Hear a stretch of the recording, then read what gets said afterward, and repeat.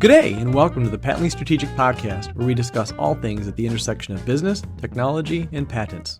This podcast is a monthly discussion amongst experts in the field of patenting. It is for inventors, founders, and IP professionals alike, established or aspiring. And in today's episode, from the home office in Sioux City, Iowa, we bring you the top 3 inventor mistakes list. A wise person once said that life is too short to make all of your own mistakes. In the talks we give at events, and the content we create for our website, and especially in this podcast, we spend a lot of time talking about the sharp corners and trap doors that lie waiting for unsuspecting inventors.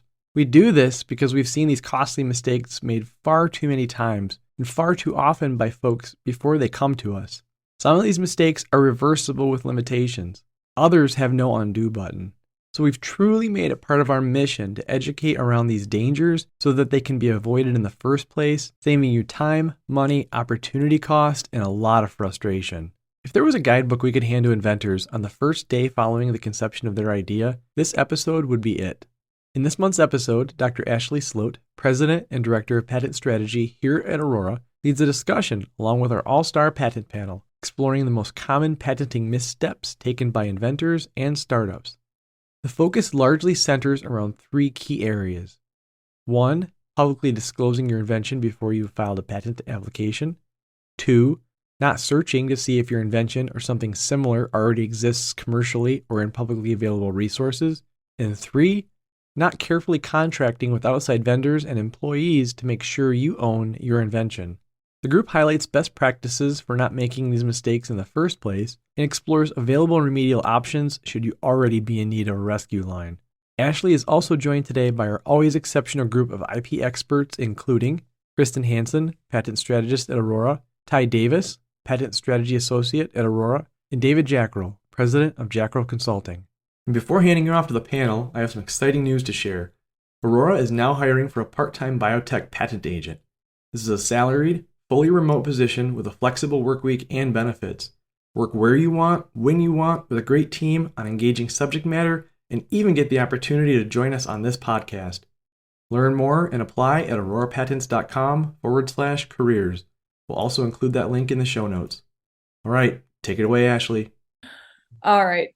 So I have what I think are the top 3 traps for inventors, which are, public disclosure, not searching, and then not taking care of ownership issues, but also kind of wanted to open it up to everybody on what they think are big inventor issues. Any other thoughts or any other inventor mistakes? Anybody else?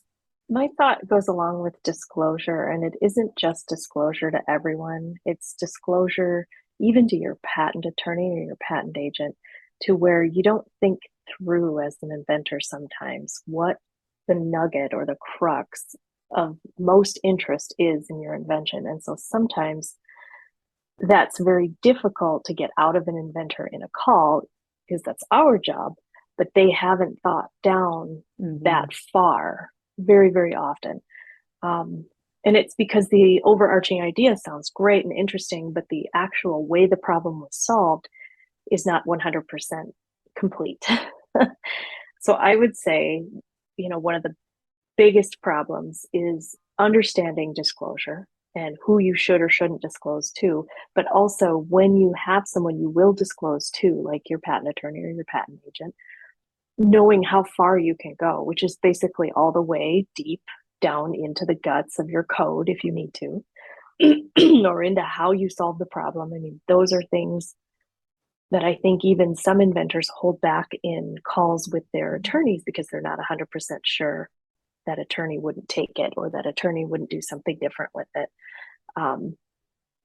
It's hard to get that trust occasionally just because it's lack of inventor know-how, right? Lack of knowledge. It's just, it's new to them. No, that's really interesting, Kristen. I think you're right. And it's like,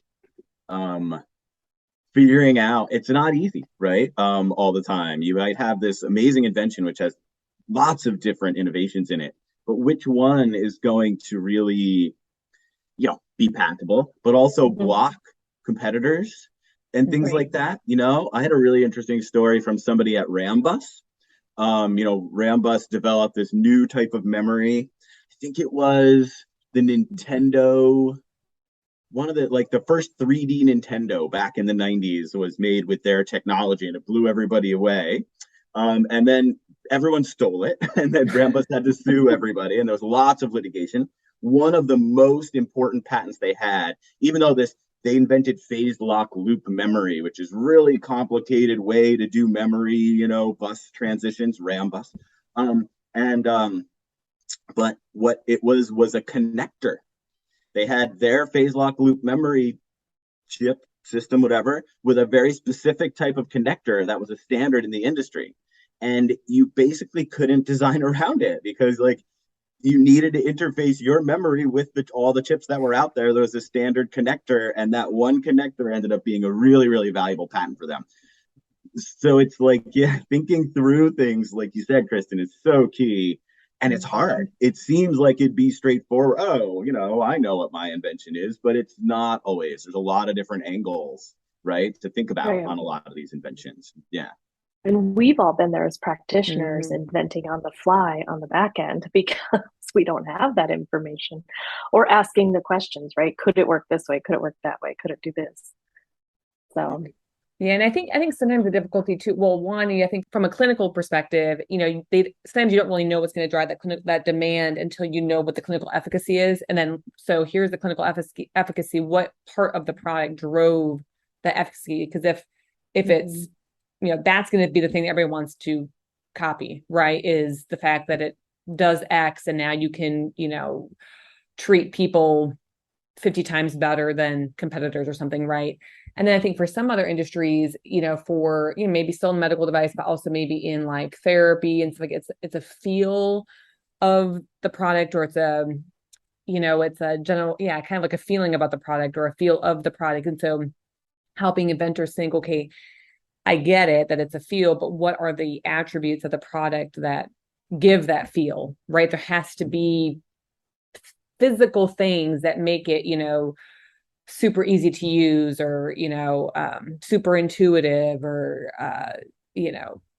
frictionless, but, how do you, I agree. It's a problem, but I think it comes with a lot of research on the client's part. And sometimes they just don't have the time, bandwidth, budget, or willingness to do it. I've seen a couple of times, and I think it kind of ties into what Kristen was saying, but that having the inventor really focus on what the invention is. I've seen several times where it's almost being too aggressive with all these, far-reaching ideas, and it almost cheapens what they're going for, because they're focusing too much on, it could do this with that, blah, blah, blah, blah, blah, instead of really focusing in and describing exactly what the meat and potatoes is. Right. Yeah. Yeah. Actually, that was going to be it's a great segue sort of to a different topic, but very similar in a way, is that I feel like there's always a balance, but sometimes I think it's a mistake to go for too many patent applications, too much quantity, and not enough quality. So trying to patent really broad ideas and file patents in all kinds of areas of very high level, not a lot of examples, not a lot of support, not a lot of enablement, just throwing a bunch of stuff against the wall to try to see what fits, rather than really thinking about each application and what is the theory of patentability, how are we going to get this through, where's our support or data, if it's a unpredictable art, all of that stuff. And I think that, yes, there's a balance. There's value in having numbers of patents. But I think when you go too far on that pendulum, you end up spending lots of filing fees and things don't get allowed. You end up much more longer prosecutions, RCEs, arguing about claims. Whereas if you file something like Ty was saying, focused, maybe even relatively narrow claims for a first application, get something through, see how the patent examiner is going to be thinking about it, then file your cons with broader claims and things like that. So yeah, I think there's good reasons to do both, have numbers of patents, but I think there's a mistake there if you focus too much on quantity and not enough on quality. Yeah. Yeah. And sometimes in those interviews, when I do have inventors kind of going off the rails with ideas, I do try to pull that back. And with any specific implementation, I'll say something like, okay, have you seen this done out there in the field? What's your closest competitor doing in this area? And how are they solving this problem? And try to get them to think in those areas, because sure, we could do this widget that has, five interesting pieces to it. But if nobody's going to copy it and it doesn't work as well as the one with 3 pieces in it, why are we talking about it? Let's write it in as an embodiment, but not claim it. Mm-hmm. Right.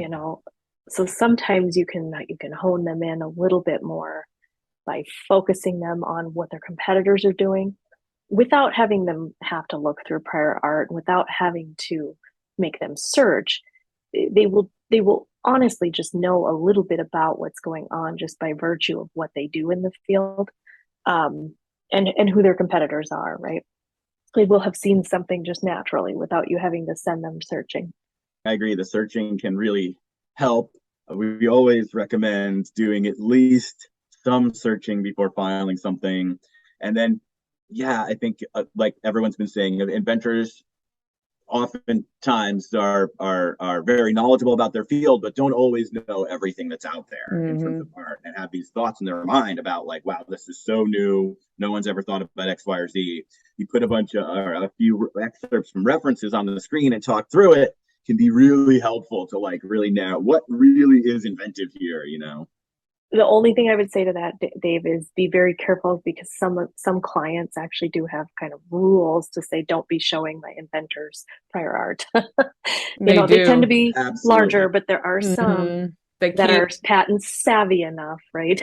Yeah, that's a great point. I think we always, anytime by default, I'll say it this way, by default, I don't expose, even when someone asks me to do a search, I don't expose them to patent numbers, application numbers, publication numbers, anything, but send excerpts from publications if possible. Sometimes it's not, sometimes it's only a patent, but patent publications, send excerpts.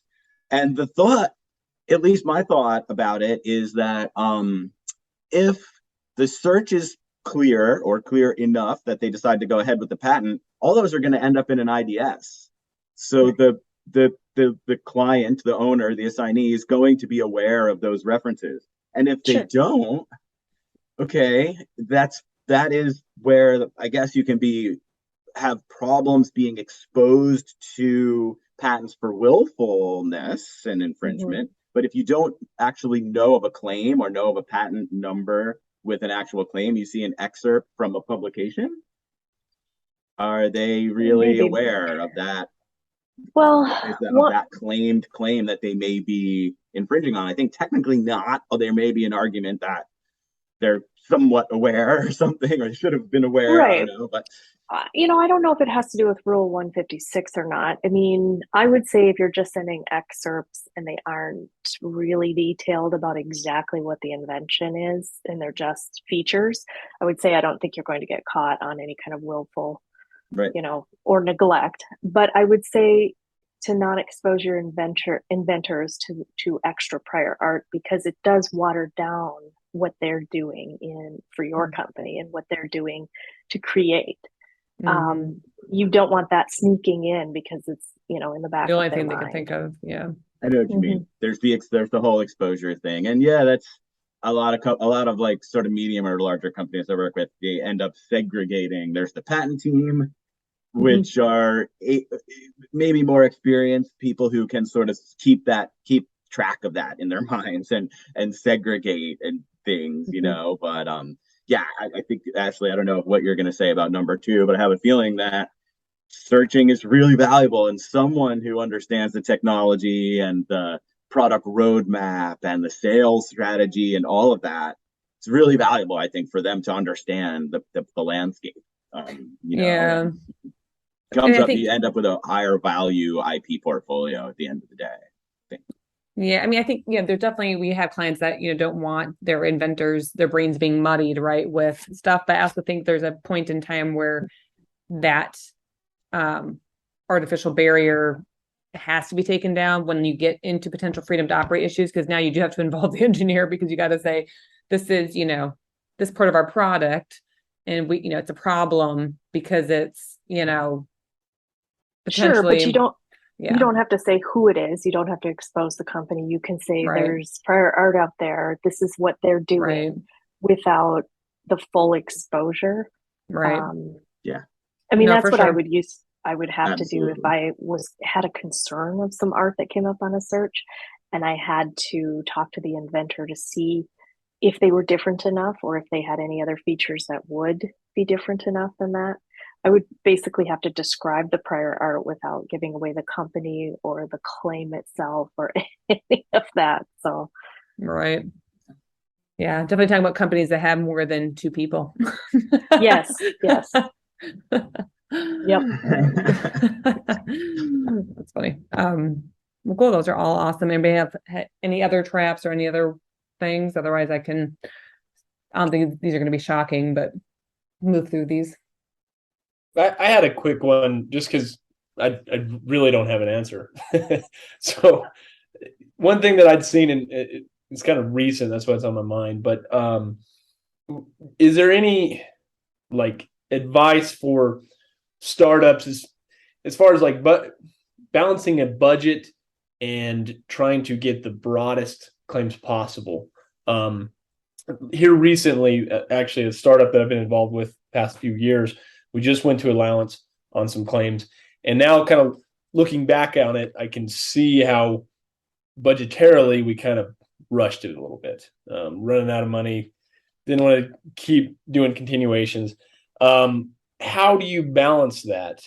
How can you be aggressive enough while keeping your budget in mind? I mean, I think from like a searching perspective, I always think there's immense value in people who are really good at searching. But that said, there are so many search tools out there that allow for keyword plug and play to help, hone in on inventive features. And so I think, inventors, I think, can do a lot of, if you're a small company trying to extend budget runway, so much searching could be done using, actually, I have some of the tools that I found, and actually some other things I've just learned yesterday, but to kind of help figure that out more and more quickly. But that's what, I would say, but I don't know if anybody else has any other thoughts. Yeah, I have 2 thoughts on that. The first one, to save some money on basically not extending your prosecution. It would be better to pay for a search up front than to write an additional office action on the back end. So if you can do that search up front, you might be able to have your patent attorney or agent hone those claims a little better, which should reduce office actions on the back end. And searches are generally cheap. But if you still need to refine budget even more than that, 10-15 minutes with your patent agent or your patent attorney on the phone, showing you how they perform searches by sharing a screen and saying, this is what I would do. And they would charge you your 10-15 minutes of time, or whatever the meeting time was, which is way cheaper than an office action and way cheaper than them doing the full search. But that should give you the tools for you to dig in as an inventor and do your own search and come up with your own kind of thoughts. Another 10-15 minutes with your patent attorney or agent later, just for a quick discussion. Still cheaper than a full search on its own or extra office action on the back end. That's good tip. If you have the interest. I mean, this is tedious work, right? This is not something where you can just throw 3 searches at it and be done, usually. So, I mean, you have to kind of have the drive to do that, and not everybody does. It's some people find that very unpleasant work. It's just tedious, right? It is. I like it. I would do that all day, but Me too. I'd probably get a little bit bored. Another I idea. wouldn't hate it, I'd just be bored. Another thing which we sometimes forget about these options is to extend dependency, especially like if you already have something allowed and you're in a con, you can delay prosecution. When examiners call and say, hey, can you do an election by phone? Say, no, thank you. Please send in an office action, and just delay the prosecution because it pushes out issue fees, it pushes out filing fees for the next con, it pushes out everything. And a lot of really, like the 1-2 person companies, I think, are often in the situation they have very limited budgets and will file like an omnibus, like a patent that shows like all the ideas that they have, but they get it in one patent so that they save on a little bit of filing fees. And then in the first set of claims, relatively narrow, cover the product or whatever they're marketing, whatever they think they might have in the next year, and then file that con, but delay pendency. And hopefully they're getting a series B or C by the time the next fees come up. And then they can, then the whole situation has changed. The budget's different. Now they've got this omnibus patent they can file lots of different cons off of, but you push those fees out until hopefully the next investment comes in and then justifies, honestly, the expense of filing, a half a dozen cons off of this seminal application. Sure. And you can take 1 and 2 month extensions without a terrible pain in your budget. I mean, it's a few $100s here and there, but it's cheaper than quickly getting something allowed and having to pay all the con fees right away within the first year. I normally wouldn't condone delaying responses because you do lose PTA and there are some other issues with that. But if you're talking about software, you're talking about a medical device, after 20 years, it's highly likely that'll be outdated, gone, and it doesn't matter. You're not worried about PTA. But like David, you do a lot of materials, don't you? And a lot of things that would maybe be PTA might be very important. So those delays can add up. Yeah. Cool. Yeah. Good stuff. So many different levers to pull. All right. So we'll kind of spin through these. So obviously the first one we've already kind of talked about is public disclosure, but I think the confusion sometimes comes from with inventors is this whole idea that you're not supposed to publicly disclose at one point, but then you have to publicly disclose to get patent protection. Right. And so it's this kind of balance of when to do what and why. Right. And so, but there's also, the opportunity cost problem that, like we were saying, you don't want to do patent too soon. You don't want to be too unfocused. But for a lot of small companies, you not sharing that idea, not seeking investment, not pitching comes at a cost too. Right. You have to do things in the right order. But if you're not kind of seeking feedback and seeking investment, you're kind of running out of runway. So anyways, that's kind of what some of the public disclosure section is. So we're all obviously familiar with the whole idea that you get a limited monopoly of 20 years in exchange for your publication of your invention. And the whole idea is that so other people can read it and build upon it, then you do get that monopoly, which kind of goes towards our, you really want to find that perfect inventive piece to build your monopoly on, like the connector for the RAM bus company, because, that's kind of what the company is going to be built on and where you really get the most value. But, there is the rejection risk, right? Where if you don't do these things in the right order, then, if you're selling it or offering for sale or making it available to the public, you're going to potentially inhibit your ability to later patent it. And so, there's, several different things that constitute public disclosure, obviously presenting or publishing your patent ready invention and responding to a request for proposal when the technology is clearly patent ready, or selling or offering for sale your technology. But I think some of that's where some of the inventors, though, too, get a little, the nuances of it, I think, kind of get lost, is that if it's, if those patentable features haven't been invented yet, then their public disclosure might not be a public disclosure, right? If it's just this pie in the sky, like I want to make a wearable that detects heart arrhythmia, but I have no idea how it's going to work. Well, clearly I'm going to need some kind of sensor and blah, blah, blah. But other than that, I have no idea. Is that really a public disclosure event? Maybe not, because, how you actually achieve it, the technical problems you're actually solving are not known at that time. Right. And going back to the international question on all of that, like the US is very kind and has this 1-year grace period, but that's not the case for a lot of places around the world. So that's a pitfall that I've seen, unfortunately. Yeah. And a big one that inventors miss, they hear, okay, I can't sell my invention, but even offering for sale Mhm. is a bar, and you just can't do that. Yeah, and it includes, which I think it's still even taking that one step further, even canceled or unaccepted orders, right? You know, even if somebody says, well, no, like, thanks for the offer, but no thanks. To still be, and then I think the other one that's been catching people in the software space is they sell things related to the software, but don't actually sell the software. But that still counts because the software was used as part of the process. So if you're selling a report, even if you're not selling the software, that report still, counts as a public offer for sale for the software that made the report.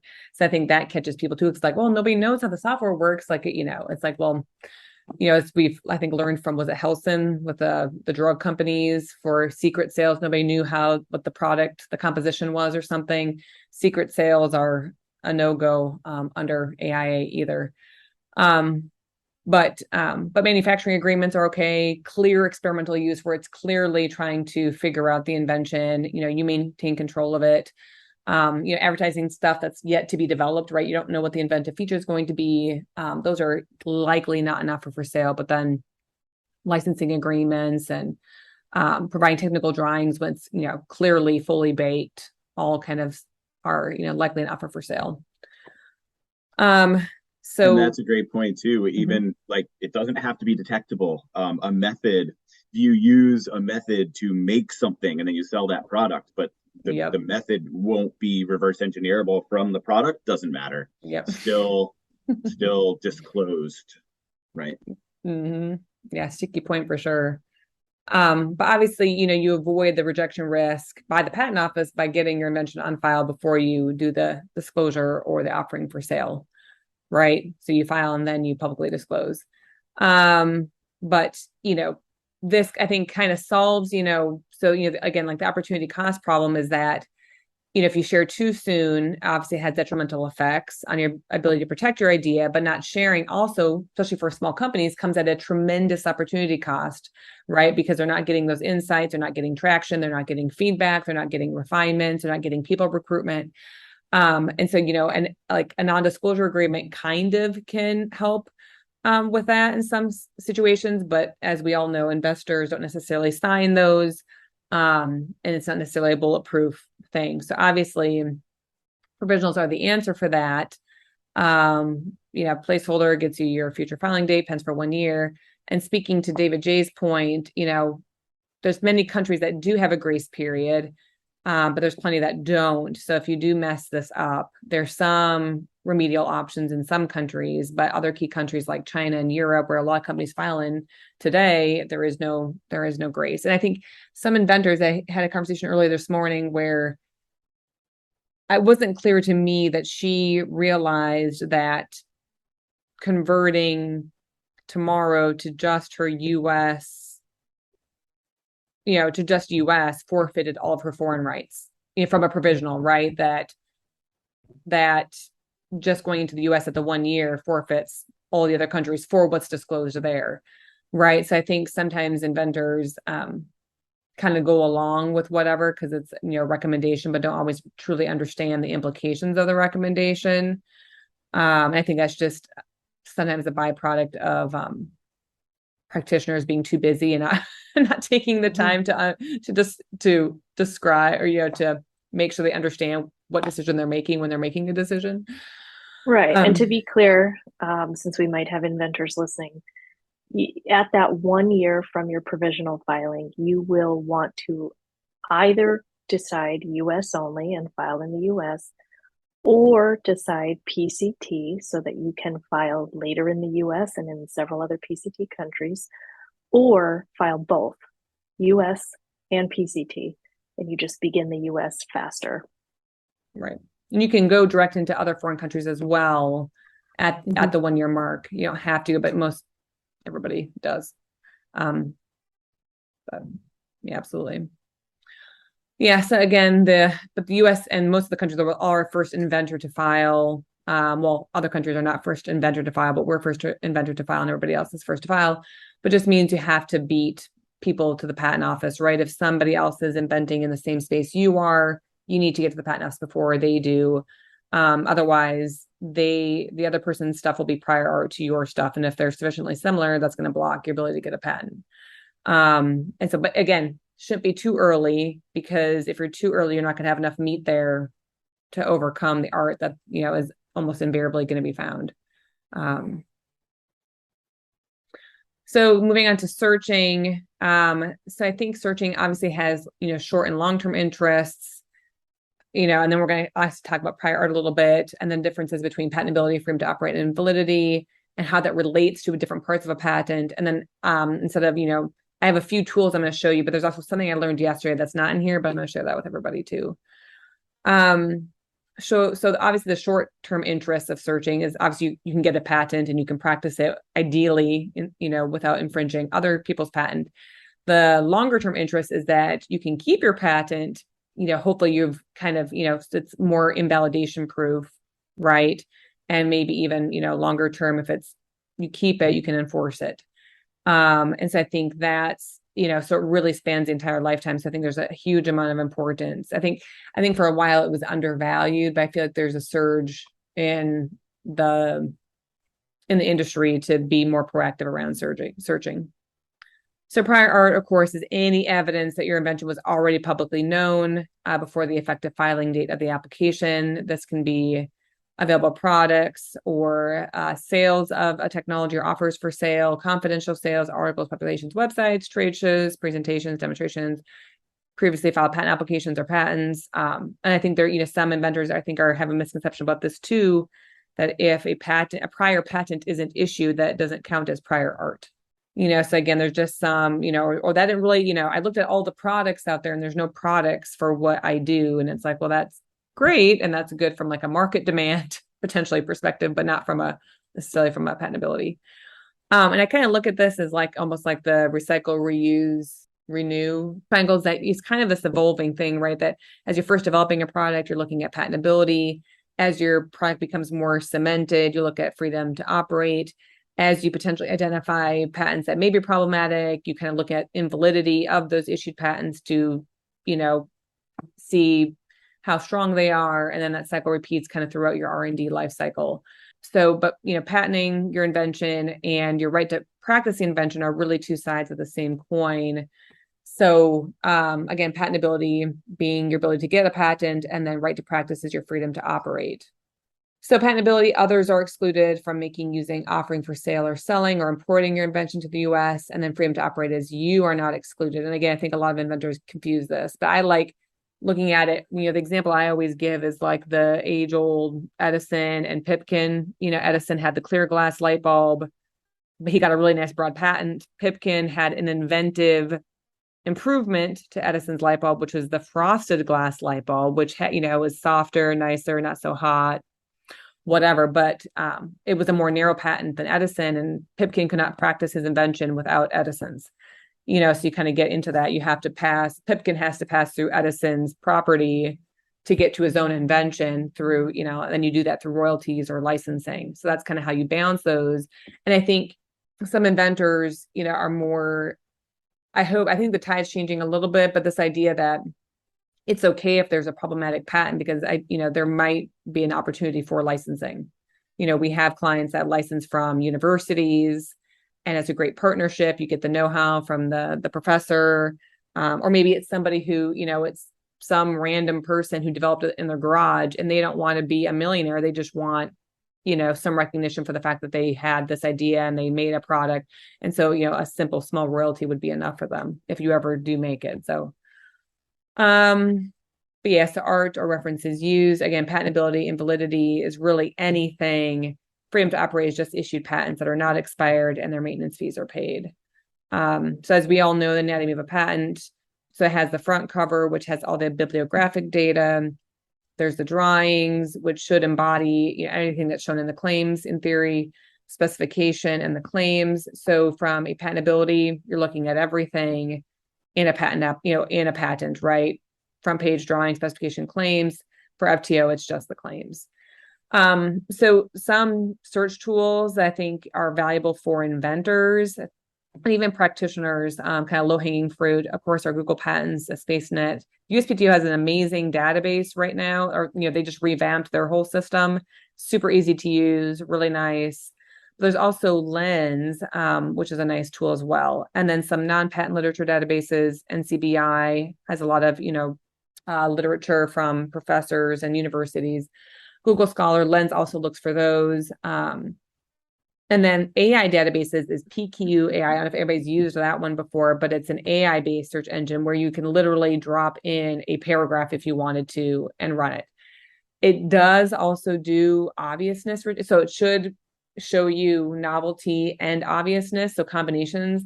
I'm not as convinced about the obviousness ones. I haven't used it much at all, but the little bit of testing I did for this use case, I wasn't as convinced that the obviousness one was decent, but again, barely played with it, but the novelty seemed reasonable.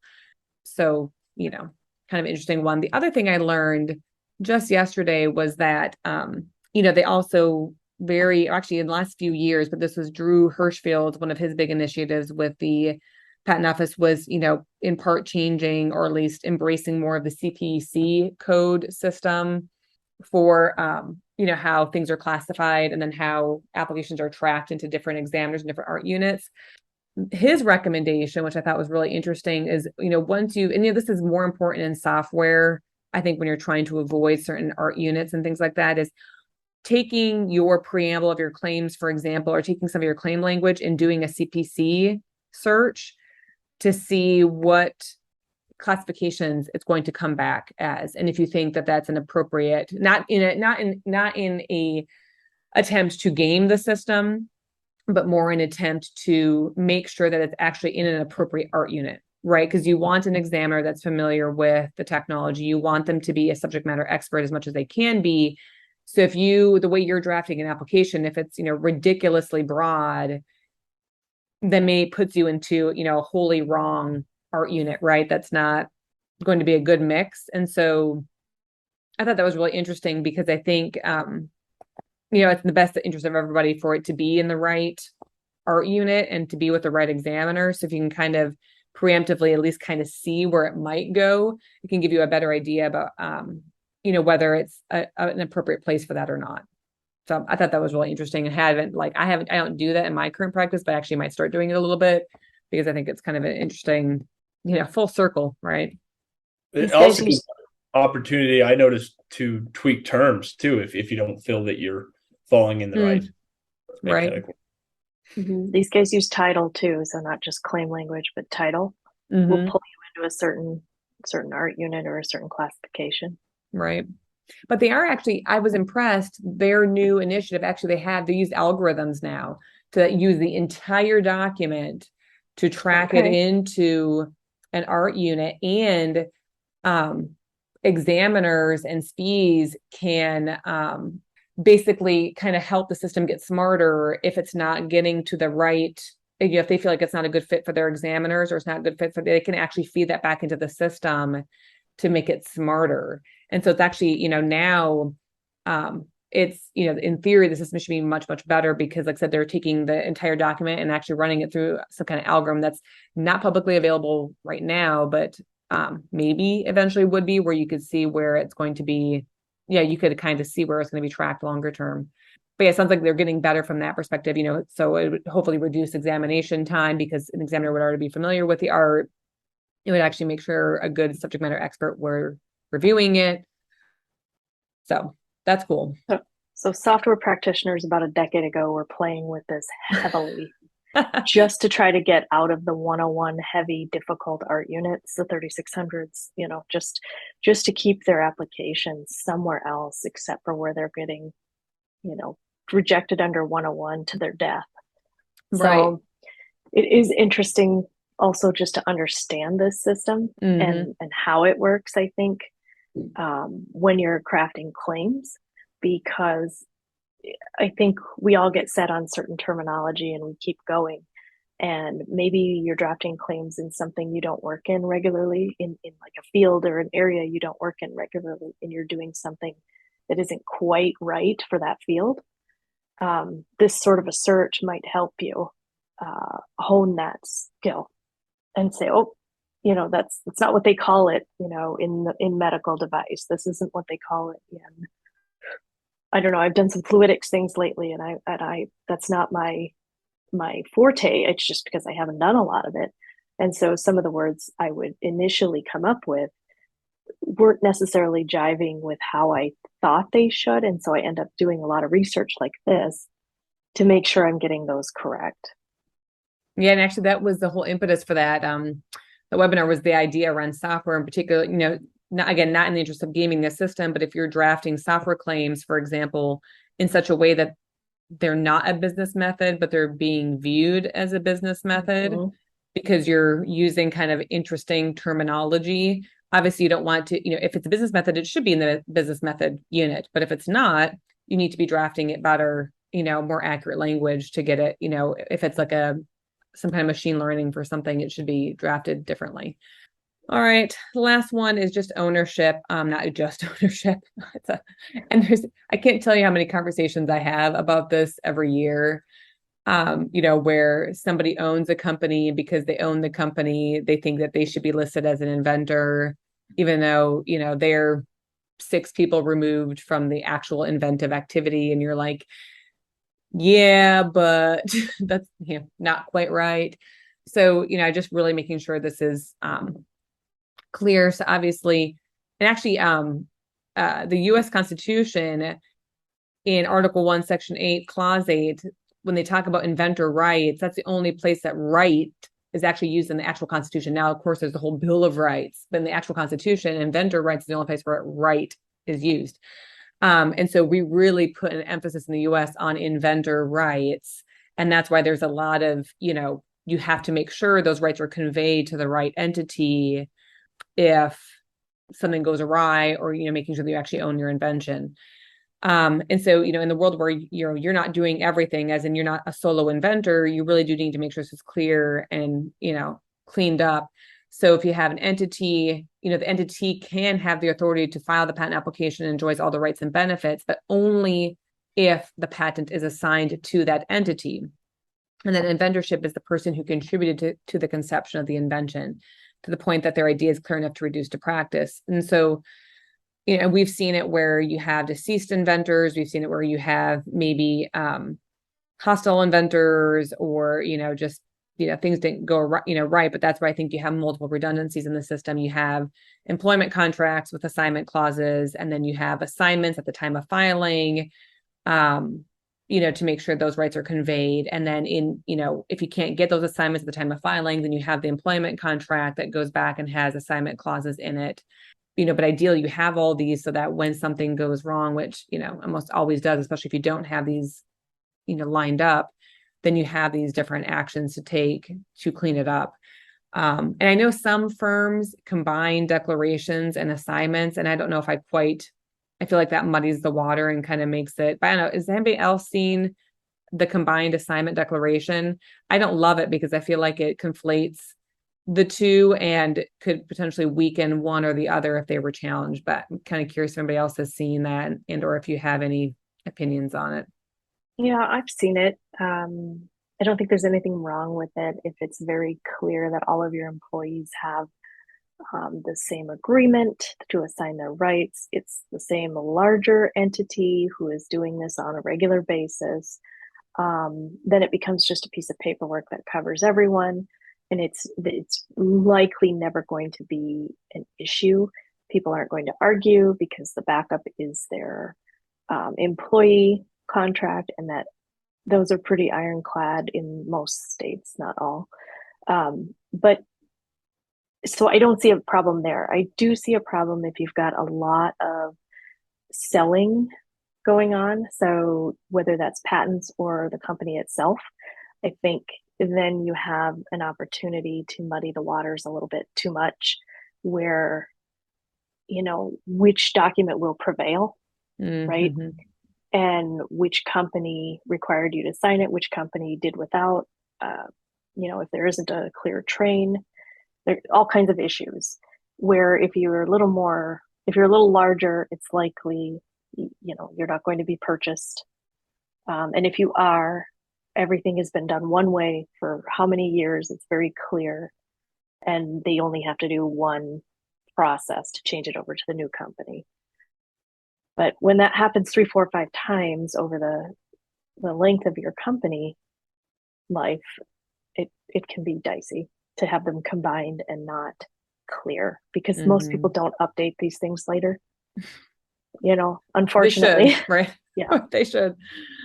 One that's, the other, we've had clients, there's a difference between dissolving an entity and spinning up a new entity, and there's a difference in changing a name of an entity, right? Because the rights are, you convey them differently. So yeah, I think it's just a lot of awareness that you need to keep on top of it, and you need to make sure it's buttoned up from the beginning, because there's, I think, tons of case law, several that I can think of all, off the top of my head, where somebody, an employee didn't fully assign their rights, so then they were able to still benefit from the invention, but none of that profit went to the company that actually sponsored the innovation, right? Or a company thought they owned something but they didn't own it, or an inventor invented something for a different company under a different company, and so yeah, all sorts of crazy things. But so it needs to be cleaned up. And then made for hire for creative works.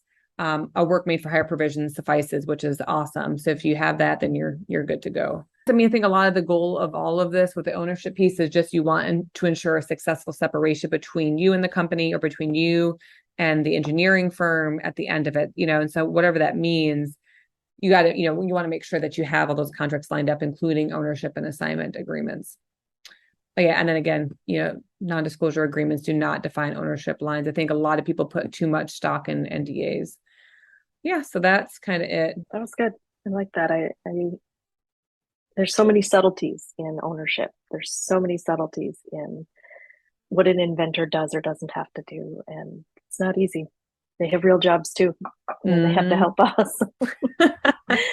Right. I think that's where I get this feedback a lot. I think people are surprised sometimes at how non-linear the pathway is. I think sometimes they're led to believe it's like, oh, I have an idea, I file a patent application, and then I get the patent. And it's like, well, yeah, kind of, sort of. But then, there's, all these variations in the normal process that you can take part in. Even like the foreign filing, as you were mentioning, there's different ways you can do that. And then there's, well, what if my inventor is not a U.S. inventor? Or what if, I said something I shouldn't have said? Or what if, whatever, I'm disgruntled and don't want to assign it to my company? I don't know.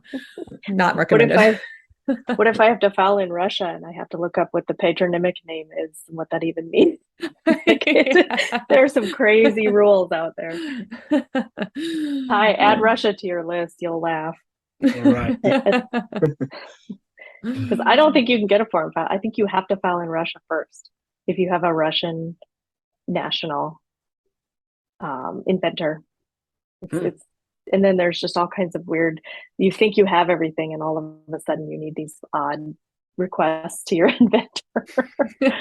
I need a blood sample, please. Excuse me? Yeah, it's just different rules, different jurisdictions. But well, awesome. Any other questions, comments, feedback? Oh yeah, thanks, Ashley. It was a good conversation. Yeah. Awesome. Yeah. Thank you. Well, thanks, everybody. See everybody. Have a good rest of the week. Thanks. You too. Bye. You too. Bye. Bye. Bye. All right, that's all for today, folks. Thanks for listening, and remember to check us out at auroropatents.com for more great podcasts, blogs, and videos covering all things patent strategy. And if you're an agent or attorney and would like to be part of the discussion, or an inventor with a topic you'd like to hear discussed, email us at podcast@auroropatents.com. Do remember that this podcast does not constitute legal advice, and until next time, keep calm and patent on.